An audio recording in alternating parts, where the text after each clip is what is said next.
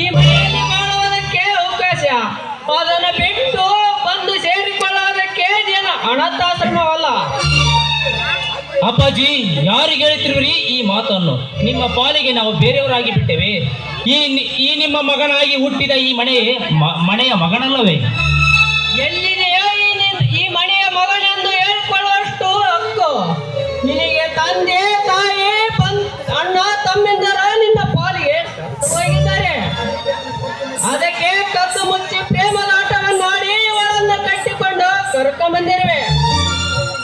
ಎಲ್ಲಿದೆಯೇ ಈ ಮನೆಯ ಮಗನೆಂದು ಹೇಳಿಕೊಳ್ಳುವಷ್ಟು ಹಕ್ಕು? ಏನು ಮಾಡೋದು ಅಪ್ಪಾಜಿ? ಆಕಾಶನ ಕಳಚಿ ಬಿದ್ದವರ ತರ ಮಾತನಾಡುತ್ತಿರುವಿರಲ್ಲ. ಅಂತ ಸಂದರ್ಭ ಒದಗಿ ಬಂದಿತ್ತು ಇವಳನ್ನೇ ಮದುವಾಗಬೇಕೆಂದು. ಬೇರೆ ದಾರಿನೇ ಇರಲಿಲ್ಲ. ನಾನು ಕೆಲಸಕ್ಕೆ ಸೇರಿ ಹಣ ಸಂಪಾದನೆ ಮಾಡುವುದಕ್ಕೆ ಇವಳೇ ಕಾರಣ. ಇವಳಿಲ್ಲದಿದ್ದರೆ ಈ ನನ್ನ ಜೀವನ ಈ ಮಟ್ಟಕ್ಕೆ ಇರ್ತಿರ್ಲಿಲ್ಲ. ಎತ್ತವರ ಮಾಡಿದ ಉಪಕಾರಕ್ಕಿಂತ ಇವಳು ಮಾಡಿದ ಉಪಕಾರವು ಹೆಚ್ಚಿಗೆ ಆಯ್ತೇನೋ? ಹಗಲಿರುಳು ಶ್ರಮ ಪಟ್ಟು ಹಣ ಖರ್ಚು ಮಾಡಿ ನಿನ್ನನ್ನು ಇದ್ದವಂತನಾಗಿ ಮಾಡಿದನಲ್ಲ ನಿನ್ನಣ್ಣ ರಾಘವ. ಅವನ ಉಪಕಾರವನ್ನು ಸ್ಮರಿಸುವರು ಯಾರೇ ಇಲ್ಲ. ನನ್ನ ಹಸುವೆನ್ನು ದೂರ ತಳ್ಳಿ ನಿಮ್ಮ ಹಸುವೆನ್ನೇ ಚೆನ್ನಾಗಿರಲೆಂದು ನೋಡಿಕೊಂಡವನಲ್ಲ. ಅವನ ಬಗ್ಗೆ ಹೆಮ್ಮೆಯಿಂದ ಹೇಳಿಕೊಳ್ಳುವರು ಯಾರೂ ಇಲ್ಲ. ದುಡಿಮೆಯೇ ದೇವರೆಂದು ಬಾಳುತ್ತಿರುವ ನನ್ನ ಮಗನ ಶ್ರಮೆ ನಿಮಗ್ಯಾರಿಗೂ ಅನ್ಸಲಿಲ್ಲವೇ? ಏನ್ರಿ ಇದು ರಾಧ ಅಂತ? ಏನು ಲಕ್ಷಾಂಗಟ್ಟಲೆ ದುಡ್ಡಿರೋ ತರ ಆಡ್ತಾ ಇದಾರಲ್ಲ. ಇವರಿಗೆ ಮಾನ ಮರ್ಯಾದೆ ಬೇರೆ ಕೇಡು. ಅಮ್ಮ ತಾಯಿ, ಕುಣಿಯಲಾರದ ಹೆಣ್ಣು ನಲಡಂಕ ಎಂದಳಂತೆ, ಬಾಳೆ ಮಾಡಲಾರದ ಹೆಣ್ಣು ಸಗಣಿ ಮಣಿ ಎಂದಳಂತೆ. ಇದು ಒಕ್ಕಲಿಗರ ಮನೆಯಮ್ಮ. ಇವನಿಗೆ ಗುಡಿಸಲ ಮನೆಯೇ ಅರಮನೆ ಇದ್ದಾಗೆ. ಇವನು ಸಾಕತ್ತಿರುವ ಒಂದೊಂದು ಮೂಕು ಪ್ರಾಣಿಯು ಒಂದೊಂದು ಕೋಟಿಯ ಸಮನ. ಮೊದಲು ಸರಿಯಾಗಿ ಮಾತನಾಡುವುದನ್ನು ಕಲಿತುಕೋ.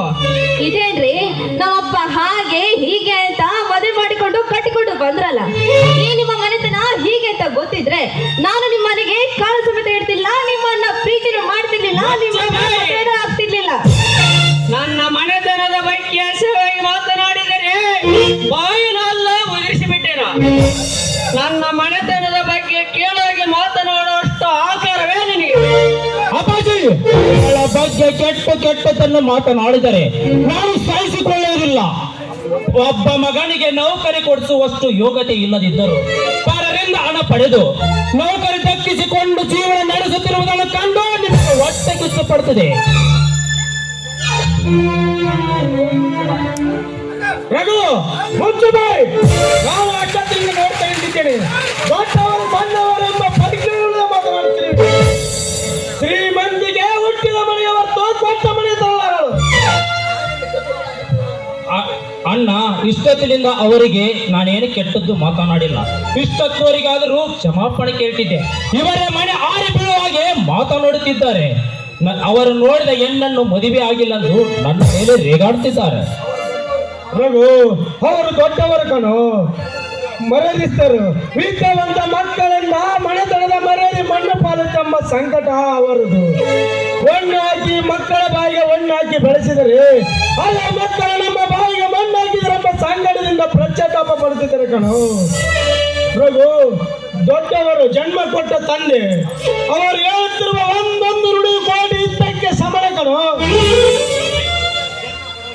ನೋಡಿ, ಜನ್ಮ ಕೊಡುವುದು ತಾಯಿ ತಂದೆಯ ಕರ್ತವ್ಯ, ವಿದ್ಯೆ ಕೊಡುವುದು ಆ ದೇವರ ಕರ್ತವ್ಯ. ಆದರೆ ಇಷ್ಟ ಬಂದಾಗ, ಮನಸ್ಸು ಬಂದಾಗ ಇಚ್ಛೆನುಸಾರ ಮದುವೆ ಆಗುವುದು ನಮ್ಮ ಕರ್ತವ್ಯ.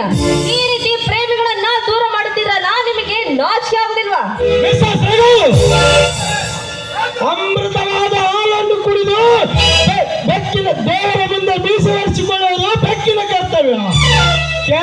ಕೆರಕಲು ಎಂಜಲ ತಿಂದ ಮಾತ್ರಕ್ಕೆ, ಏಸಿಗೆ ತಿಂದ ಮಾತ್ರಕ್ಕೆ ಅನ್ನ ಹಾಕಿದ ಒಡೆಯನನ್ನು ಎಂದು ಮರೆಯಲಾರದು.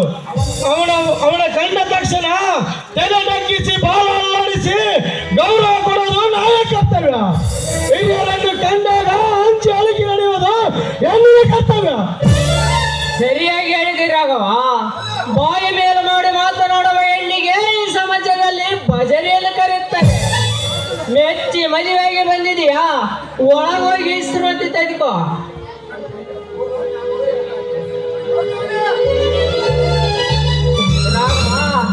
ಯಾರ್ಯಾರ ರಣಭರದಲ್ಲಿ ಏನೇನು ಬರೆದಿದೆಯೋ ಅದನ್ನು ತೆಪ್ಸಲು ಯಾರಿಂದ ಸಾಧ್ಯವಿಲ್ಲ. ನಡೆ ಹೋಗೋಣ. ನಡಿಯಪ್ಪ ಹೋಗೋಣ.